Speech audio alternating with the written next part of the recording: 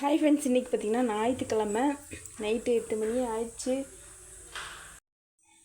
இன்றைக்கி பார்த்திங்கன்னா இப்போ தான் நான்வெஜ்ஜே எடுத்தோம், சிக்கன் தான் எடுத்தோம். அந்த குழம்பு வச்சுருக்கேன் பாருங்கள். காலையில் பார்த்திங்கன்னா எதுவும் செய்கிற தோசை தான் செஞ்சேன். அதோடு இப்போது சிக்கன் கிரேவி வச்சு சாப்பாடு வச்சுட்டு ஒரு ஐடியா வந்துச்சு. சரின்னு இங்கே பாருங்கள் சூப்பராக வச்சாச்சு. கிரேவி மாதிரி வச்சு அதில் கொஞ்சம் நான் எப்போவும் சொல்கிற மாதிரி தேங்காய் சோம்பு இதை போட்டால் அந்த மாதிரி நமக்கு கொஞ்சம் குழம்பாக கிடைக்கும் ஊற்றி சாப்பிட. இல்லை வேண்டாம் கிரேவி வேணும்னா இதில் நம்ம தேங்காய் இதை ஊற்றாமல் அப்படியே விட்டுட்டு அது கிரேவி சூப்பர் டேஸ்ட்டாக இருக்கும் பாருங்க. பட்டை கிராம்பு எல்லாம் தாளித்து எப்பவுமே நான் இது சொல்லியிருக்கேன்ல, அதே மெத்தட் தான். இது கூட பார்த்திங்கன்னா தயிர் வெங்காயம் சூப்பராக இருக்குங்க. சிக்கன் கிரேவி, சிக்கன் குழம்பு, மட்டன் கிரேவி எல்லாத்துக்குமே தயிர் வெங்காயம் சூப்பராக இருக்கும். அதுக்கப்புறம் பார்த்திங்கன்னா சாப்பாடு இன்றைக்கி நைட்டு பார்த்திங்கன்னா இதுதான் நம்ம வீட்டில் ஸ்பெஷல்.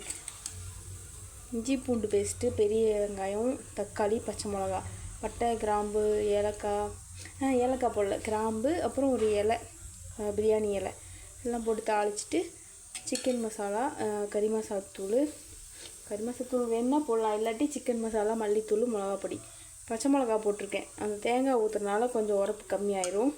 அவ்வளோதான். இது தேங்காய் அரைச்சி ஊற்றினா சிக்கன் குழம்பு ரெடி சீக்கிரமாகவே. சூப்பராக தோசை, இட்லி, சப்பாத்தி எல்லாத்துக்கும் நல்லாயிருக்கும், சாப்பாடுக்கும் நல்லாயிருக்கும். கடைசியாக புதிய கொத்தமல்லியை நிறையா போட்டிருக்கேன் பாருங்கள். அதுக்கப்புறம் இங்கே பார்த்திங்கன்னா சட்னி இருக்குது, கடலை அரைச்சிது. இது பார்த்திங்கன்னா வத்த குழம்பு எப்படி இருக்குது பாருங்க, சூப்பராக.